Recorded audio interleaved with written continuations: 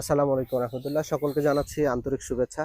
দর্শক, আজকে আপনাদের সাথে গুরুত্বপূর্ণ একটা বিষয় নিয়ে বিস্তারিত ব্যাখ্যা দিয়ে আপনাদের বোঝানোর চেষ্টা করব।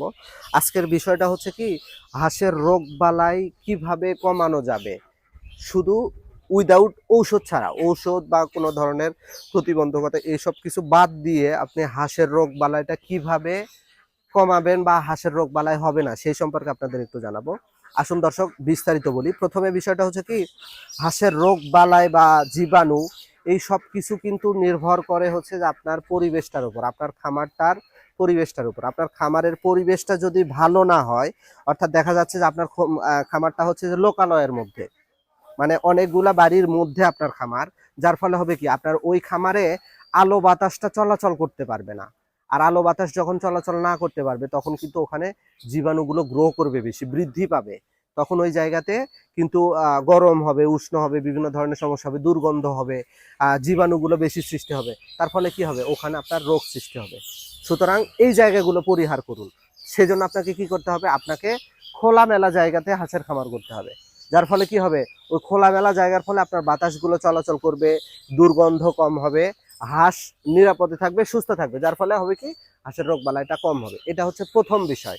দ্বিতীয় বিষয়টা হচ্ছে কি, অনেকেই করেন কি, হাঁস পালন করেন, ঠিক আছে, হাঁস পালনের ক্ষেত্রে একদম বিলের মধ্যে বা একদম দূর প্রান্তে গিয়ে হাঁস পালন করেন, কিন্তু সেখানে হয় কি, কোনো রকমের ছায়ার ব্যবস্থা থাকে না।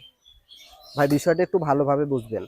ছায়ার কোনো রকমেরই ব্যবস্থা থাকবে না। বিশেষ বিশেষ করে চৈত্র, বৈশাখ, জ্যৈষ্ঠী, আষাঢ় এই মাসগুলোতে কিন্তু প্রচন্ড রকমের গরম হয়, প্রচন্ড রকমের রোদের তাপ থাকে। যার ফলে হয় কি, হাঁসগুলো প্রচন্ড রকমের গরমের কারণে হিট অ্যাটাক করে, হিট অ্যাটাক করে, বিভিন্ন ধরনের রোগ বালাই তখন দ্রুত অ্যাটাক করে। যার ফলে হয় কি, হাঁসটা অসুস্থ হয়ে যায়, অসুস্থ হয়ে পড়ে।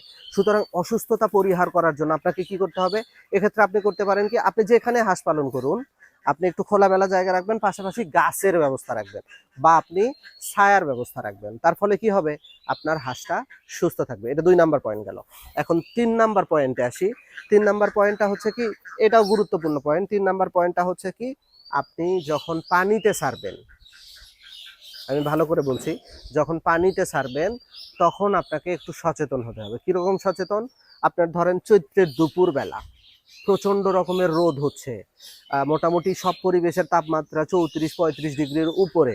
সেই সময় দেখবেন যে জায়গাগুলোতে পানি অল্প, অর্থাৎ 1 ফুট বা 2 ফুটের নিচে পানি, যেই জায়গাগুলো, সেই জায়গার পানি কিন্তু দুপুর 11টার পরে প্রচন্ড রকমের গরম হয়ে যায়। ভাই, বিষয়টা বুঝবেন। ওই গরম পানিতে যদি আপনার পা দেন বা আপনার হাত যায়, তাহলে কেমন লাগবে, আপনাকে কেমন ফিল হবে? অবশ্যই প্রচন্ড গরম লাগবে, আপনার শরীরটা অন্যান্য সমস্যা দেখা দিবে। হাঁসের ক্ষেত্রে কি ব্যতিক্রম ভাই? হাঁসের ক্ষেত্রে কিন্তু সেম। হাঁসের ক্ষেত্রে যখন আপনি ওই যে উষ্ণ পানি, গরম পানিতে আপনি হাঁসটাকে ছাড়ছেন, হাঁস হয়তো গোসল করছে, হাঁস হয়তো ওখানে পানি খাচ্ছে, বাট হাঁসের এই ক্ষেত্রে কিন্তু সমস্যা হতে পারে। তখনই কিন্তু হাঁস রোগে আক্রান্ত হবে। সুতরাং আপনি যদি রোগ না হওয়াতে চান, তাহলে আপনাকে কি করতে হবে, অধিক পানি যেখানে, অর্থাৎ 4 ফুটের উপরে পানি যে গভীরতা রয়েছে, সেই পানিগুলোতে দিন। এবং যার ফলে হবে কি, আপনার হাঁসগুলো ঠান্ডা পানি পাবে, হাঁসগুলো সুস্থ থাকবে, অসুস্থ হয়ে পড়বে না। এই 3টা কি পয়েন্ট আপনারা মেনে চলুন, আশা করা যায় আপনার খামারে আপনিও রোগ থেকে দূরে থাকতে পারবেন। ধন্যবাদ সকলকে। আসসালামু আলাইকুম।